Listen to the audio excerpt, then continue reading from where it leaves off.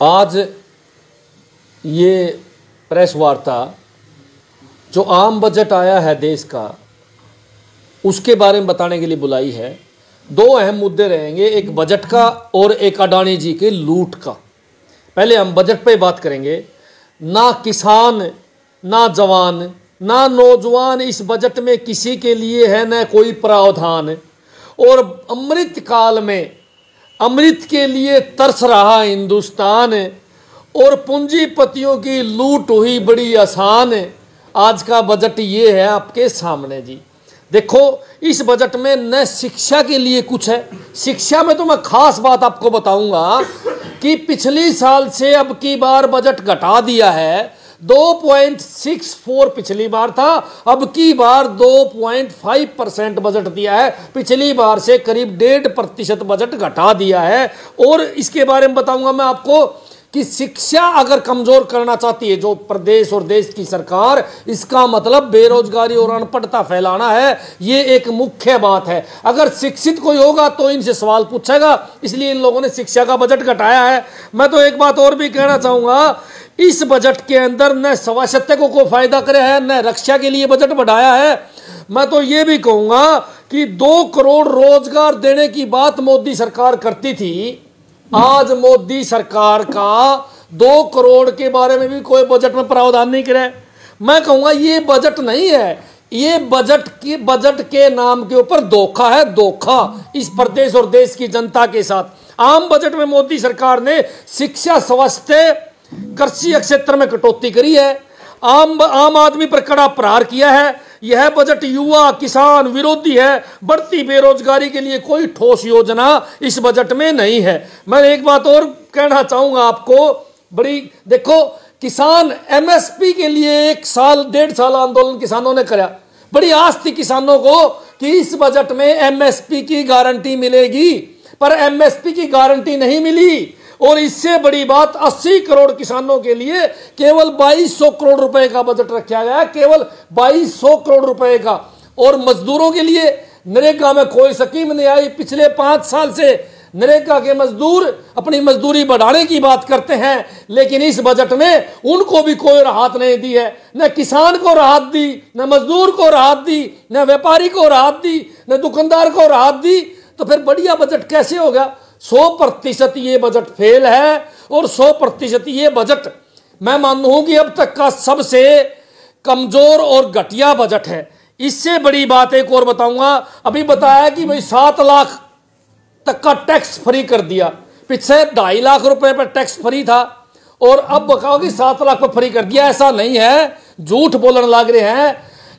3 लाख पर तो फ्री है, 50,000 रुपए बढ़ाए हैं। और 3 लाख से ऊपर 7 लाख तक, यानी कि 5 लाख तक 5% है और उससे ऊपर 10%। सबसे बड़ी बात मैं पूछना चाहूंगा, पहले 7 लाख रुपए कमवा तो दो, कमाने का तरीका तो बता दो, फिर टैक्स बढ़ा कम कर दियो, फिर टैक्स बढ़ देंगे।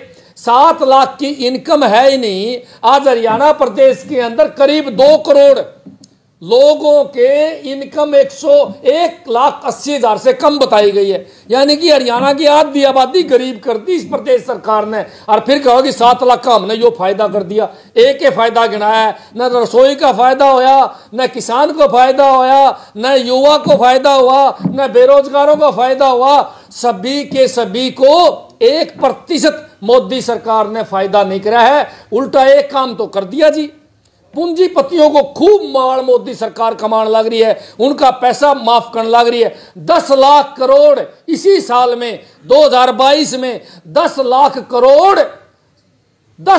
करोड़ इस बीजेपी सरकार ने पूंजीपतियों का माफ कर दिया। लेकिन किसानों का 1 रुपया इस सरकार ने, मजदूरों को, व्यापारियों का माफ नहीं किया है। इसीलिए यह सरकार पूंजीपतियों के साथ है, न कि आम आदमी के साथ। मैं एक बात कहना चाहूंगा, बट्टा खाता डाल दिए जी। नीरव मोदी, फलाना, माल्या, धिकड़ा, सबका माल ने बट्टा खाता डाल दिया। अब आज बात करेंगे एक नया कांड की। एक नया कांड होया इस देश के अंदर। हजारों करोड़ रुपए का अडानी ग्रुप ने हजारों करोड़ रुपए के फर्जी शेयर बनाए। कैसे? मैं आपको बताऊंगा। मॉरिशस जैसे देश में जहां कोई सरकार नहीं, कोई सिस्टम नहीं, कोई इनकम टैक्स नहीं, वहां उस देश में जाके फर्जी कंपनियां खोली, उन कंपनियों से अपने ही शेयर इनने खरीदे और खरीदने के बाद भाई साहब वो सारा सौदा जो है वो घोटाले में तब्दील कर दिया।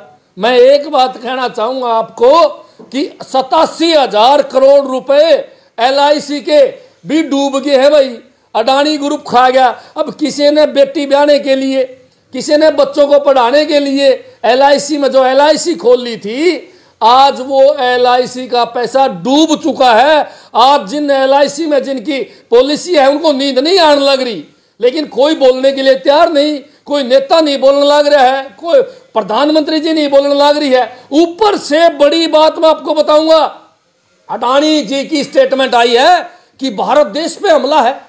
भाई एक विदेशी न्यूजीलैंड का बंदा एडनबर्ग ने रिसर्च करया और उसने इस पोल खोल दी और फिर कहा कि बोला जी ये तो भारत देश पे हमला है।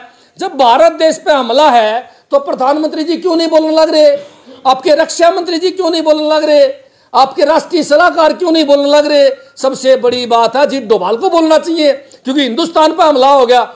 हिंदुस्तान पर हमला नहीं होया, ये धोखाधड़ी को राष्ट्रवाद का चोला उड़ाना चाहता है अडानी ग्रुप, क्योंकि मोदी जी का चेला है, इस बीजेपी सरकार का चेला है। मैं पूछना चाहूं बीजेपी सरकार से, तुम्हारे राज में नीरव मोदी भाजिया, तुम्हारे राज में माल्या भाजिया, तुम्हारे राज में अडानी जो तुम्हारा चहेता था, उसने इस देश में हजारों करोड़ का घोटाला कर आम जनता को लूटने का काम कर दिया। मैं चाहता हूं, हमारी मांग है, पार्टी की मांग है, आम आदमी की मांग है, आम आदमी पार्टी की मांग है कि इस अडानी ग्रुप के ऊपर धोखाधड़ी की तुरंत FIR होनी चाहिए और इसके साथ भी वही ट्रीटमेंट होना चाहिए जो आम आदमी के साथ होता है। बहुत बहुत धन्यवाद।